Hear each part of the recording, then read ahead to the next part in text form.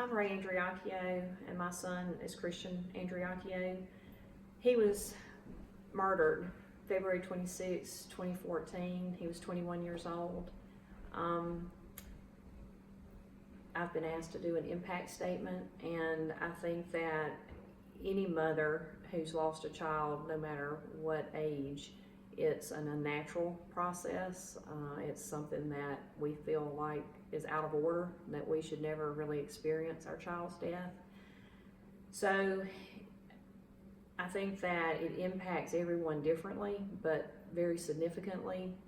In our case, because of the way we lost Christian, his death has had a lot of impact on the whole family in many different ways.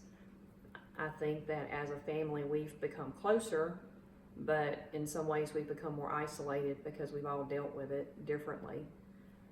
My children were very close growing up.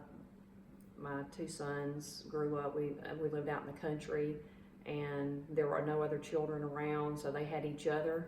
And looking back, I really don't remember bickering and arguing and fussing over toys and things. And so when Christian was taken away abruptly, I think that we realized how much he was the glue that held all of the parts of the family together.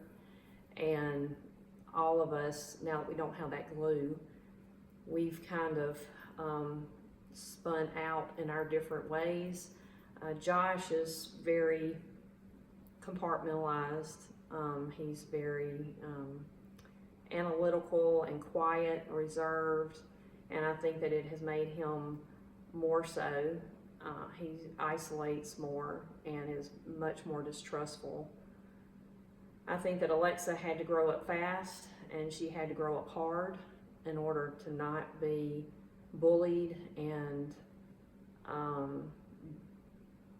victimized over and over again, which she has been, but she could have been the victim, and she's kind of refused to be the victim. She's become much more outspoken, and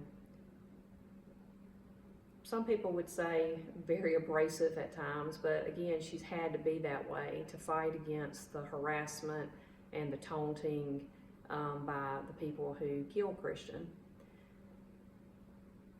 I think that when you live in a community that is as divided as our community over Christian's death, that when you come home and you can't come home to a sanctuary, you come home, you enter the gates of your community, and you're looking at people who pass you and say, whose side are they on? What do they know?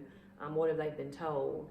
And you don't trust anyone, and it's very difficult to live in that environment and know that that's where you go home to.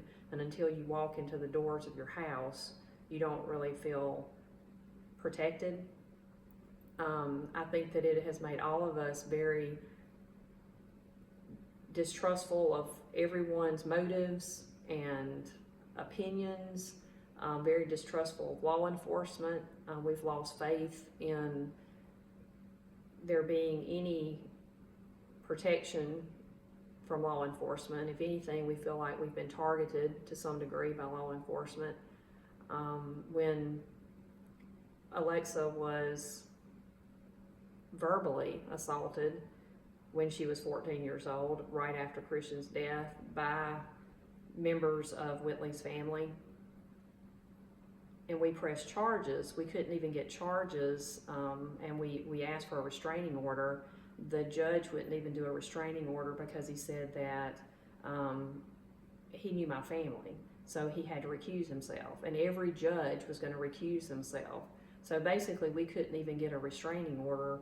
They had to just do an agreement with the family member of Whitley's, because everybody was just like hands off.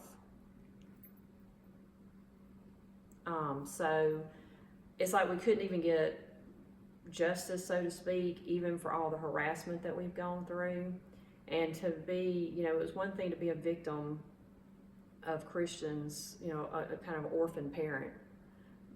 But then when you try to get justice for what happened to him, we've then become victims of cyberbullying, of text messages that accuse us of things, trying to spin and mislead people about our character and about our motives. I've done all kind of things trying to get justice for Christian. I've bluffed people, I've lied to people, I've done all kind of things just trying to get to what happened. And you have to do that when you don't have anybody helping you, when you don't have law enforcement asking the questions, and when you don't have the legal authority that law enforcement has. You have to become an investigator with no power, and so you have to do all kind of things to try and get people to talk, to try and get people to give you answers. So I think that our victimization continues to this day. We've been victimized by the DA's office, by the Attorney General's office, by the release of the case file in the manner that it was released. It was very hurtful. It was something that I will never get over. It's something that my grandchildren will be able to pull up and Google Christian's name and see things that they should never see of their uncle. We've lost the ability to, as a complete family, share holidays together, share birthdays. There's always that missing piece there. So, my heart goes out to anyone who's lost a child, and I have an extra